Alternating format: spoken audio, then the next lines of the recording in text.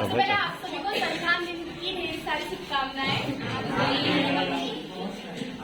मानवीय गरिमा का सम्मान है, आपसी बंधुता में देश महान है। मानसिक आजादी है हर व्यक्ति में, ऐसा मेरा संविधान है। जैसे कि हम सभी को पता है, किसी भी देश को चलाने के लिए उस देश के कुछ नियम और कुछ कायदे होते हैं जो उस देश के धर्म, विचारधारा, रहन सहन और जलवायु को देखकर बनाए जाते हैं, जो उस देश को एक प्रगति की और एक ही दिशा में अग्रसर होता है। अब सबके मन में तो एक क्वेश्चन कभी ना कभी आया होगा कि संविधान के बिना क्या देश आगे नहीं चल सकता? संविधान के बिना देश की प्रगति नहीं हो सकती? हो सकती है। भाई उसका रीजन है, देखो 200 साल तक हमारा भारत देश था वो अंग्रेजों का गुलाम रहा। तो उस वक्त क्या था, जो दूसरे देश के लोग थे वो हमारे देश पर आके राज्य कर रहे थे, और तो उनके बहुत सारे नियम और कायदे थे जो हमारे देश पर लागू किए जा रहे थे। तो उस वक्त जितनी हमें आजादी की जरूरत थी उतना ही जरूरी था हमारा संविधान। भारत पहले से ही बहुत ही आबादी वाला देश रहा है, और उस आबादी को एक ही दिशा में प्रगति की ओर ले जाने के लिए उस देश को कुछ नियम और कायदे होने जरूरी है, इसीलिए हमारा संविधान बना। कुछ जानकारों एवं मत के अनुसार 1945 में डॉक्टर तेज सिंह बहादुर जी ने हमारे संविधान का प्रारूप तैयार किया था, लेकिन तब भी हमारा देश स्वतंत्र होने को था, परतंत्र ही था। 16 जून 1946 को जब ये डिसीजन लिया गया कि हमारे भारत का भी विभाजन होने वाला है, तब ये भी तय किया गया कि अब हमारे भारत देश को आजादी मिल जाएगी। यहाँ से शुरुआत हुई थी संविधान बनने की तैयारी करनी। अंग्रेजों ने जब ये स्पष्ट कर दिया कि अब वो हमारे भारत की सत्ता हमारे देश को वापस कर देंगे, तो सबसे चिंता का विषय ये था कि हमारे भारत को हमारा खुद का संविधान होना चाहिए। 9 दिसंबर 1946 को संविधान बनने की पहली मीटिंग ली गई, जो कि डॉक्टर सचिदानंद जी की अगुवाई में थी, जिसके अध्यक्ष डॉक्टर राजेंद्र प्रसाद, जो कि हमारे देश के पहले राष्ट्रपति रहे हैं, वो थे। उसके बाद 13 दिसंबर 1946 को पंडित जवाहरलाल नेहरू जी ने हमारे जो संविधान का जो रूपरेखा तैयार की गई थी वो सबके सामने पढ़ के सुनाई।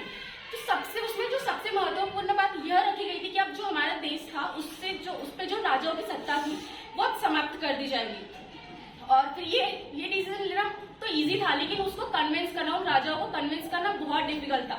तो उस टाइम पे जो सरदार वल्लभ भाई पटेल जैसे नेताओं थे, उन्होंने सभी राजाओं को एकजुट किया, और फिर राजाओं ने भी अपना समर्थन कांग्रेस को दिया, जो कि 22 जनवरी 1947 को वो लागू किया गया। मतलब उस टाइम से फिर राजाओं की सत्ता समाप्त कर दी गई।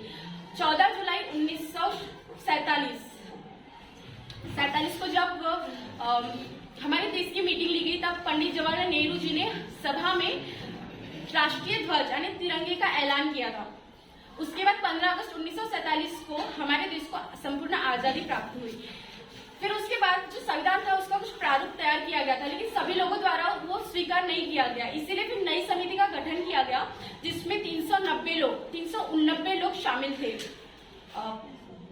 जिसके सदस्य डॉक्टर BR अम्बेडकर जी, उनका यहाँ बहुत बड़ा योगदान रहा। कुछ नोकझोंक, कुछ आचार विचार, और बहुत ही लंबे समय के बाद 9 दिसंबर 1947 को सबके सामने ये बात रखी गई कि अब हमारे संविधान का प्रारूप बनना तैयार हो चुका है, जिसमें हमारी मातृभाषा, राष्ट्रगान, राष्ट्रगीत का निर्णय लिया गया।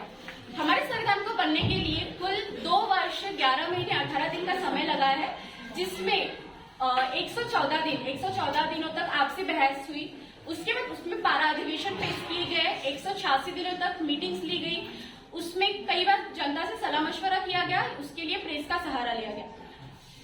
उसके बाद 24 जनवरी उस दिन हमारे भारत का संविधान बनकर तैयार हो गया, और 26 जनवरी 1950 को हमारे देश में संविधान लागू किया गया।